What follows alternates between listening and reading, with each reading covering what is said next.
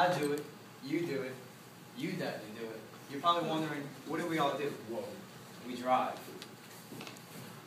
The uses for the car, when it was first produced, was to get someone from point A to point B. And now it's either used as a beauty parlor for the ladies, a lunchroom, or a home and office for some of us college students. But however you use it, 115 people today will use it as their deathbed. Good morning, my name is Philipe Gilchrist, and after plenty of research that I've gathered from reliable sources such as the CDC, which is the Center for Disease Control and Prevention, the U.S. Department of Transportation, the National Highway Traffic and Safety Association, and other sources listed right here, I developed a focus today to help you give a better understanding of what distracted driving is. And with the topic at hand, I'll be going over 3 main points. First, what is distracted driving? I will also be providing you with eye-opening statistics, and I will also be identifying ways to help you prevent it or minimize it from happening. Now, who can give me an idea of what they think distracted driving is? Anybody? Check this out. Texting? All right. The definition of distracted driving means driving the vehicle while engaging in an activity that has potential to distract a driver from the task of driving. Now, with that said, there are 3 types of distracted driving. There's visual, which is taking your eyes off the road, manual, which is taking your hands off the wheel, and cognitive, which is taking your mind off of what is happening. And a little side point, as you can see at the bottom, texting requires all 3 of these. So that's why texting is one of the most dangerous forms of a distraction. And that's the main one I'm going to talk about today. But other common distractions are such as eating, changing a radio or CD, shaving or putting on makeup, rubbernecking. Y'all know what rubbernecking is? It's probably the most, I think it's the most reason why traffic is caused when a wreck is happening. It's when you drive past a wreck or a crash or anything on the side of the road, and everybody's nosing and they want to see what's happening. Even if it's somebody who has a flat tire, they turn that neck. And using the cell phones, passengers are also huge distractions, and getting items from the floorboard, or even reading or studying.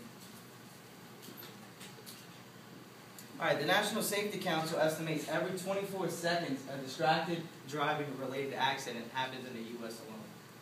And it takes 6 seconds to send a text message while you're driving. More than half, which is about 4.6 seconds of that time, your eyes off the road. So I want everybody to close their eyes. Wait for a second. Alright, so you can open them now. Alright, so if you're traveling about 55 miles per hour, we have some football fans out here? Yeah. Alright, so you'll relate to this point. If you're traveling at 55 miles per hour, that time that you had your eyes closed, you have traveled the distance from the back of one end zone to the other. Now think about that. That's 140 yards. A lot can happen. So, all right. So another point from another source, the U.S. Department of Transportation. It says that if you're involved in a crash that is related to distracted driving, that crash is approximately 23 times worse than if it was non-distracted related. And about 500,000 people in the U.S. were involved in a distracted driving related accident.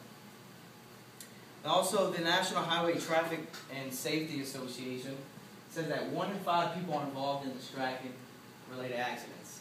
And we have about 28, 30 people in this class, and that means about 6 of us. So that means that side of the room statistically is involved in a distracted related accident. And the CTIA, which is the Cellular Telecommunications Industry Association, says that 7.6 trillion text messages were sent in 2012. And that's worldwide. And about 2.23 trillion of those messages were sent in the U.S. alone. So just imagine, given the statistics, on how many of those trillions of messages were sent while driving. All right, now there are some ways to prevent it. In 2009, President Obama placed an executive order prohibiting federal employees from texting while driving or while on federal business, or using a cellular device while using or operating government equipment. In 2010, the Federal Motor Company Carrier Safety Administration banned all commercial drivers from texting while driving or using any kind of hands-needed electrical devices. All right, another way corporations are preventing it is such as phone apps. Sprint has developed this app called Drive First, which when this app is activated and you turn it on while you're driving, the app forces the phone to automatically hold text. Prevention is car manufacturers. A lot of technology has been built on trying to minimize this distracted driving problem that we have. GM, for instance, developed technology called OnStar, and that provides hands-free calling. But Ford developed a thing called Sync, which it's a little bit better because it provides hands-free calling, and it also allows you to control your entertainment without having to use your hands. You can just simply use your voice.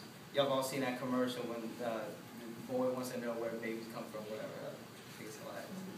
All right, so let's review what I've covered.